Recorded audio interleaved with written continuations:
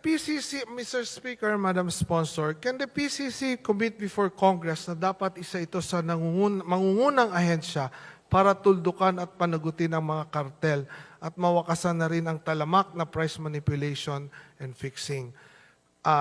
Kaya ba ng PCC na tutukan ito in the next 6 to 8 months? Maraming mga kababayan natin hindi nila alam na kapag sinasabing cartel, ang dapat pinupuntahan is PCC. Meron po silang enforcement unit. And more importantly, ang penalties po na kayang ipataw ng PCC ay napakalaki. Para sa first offense, umaabot ng 100 million pesos. So ito ay napakalaki kumpara sa kahit na anong batas na patungkol po sa cartel. Mr. Speaker, Madam Sponsor, can the PCC submit to Congress a report on its actions and accomplishments, if any, to address our problems on price manipulation and fixing, smuggling and hoarding controlled by the cartels?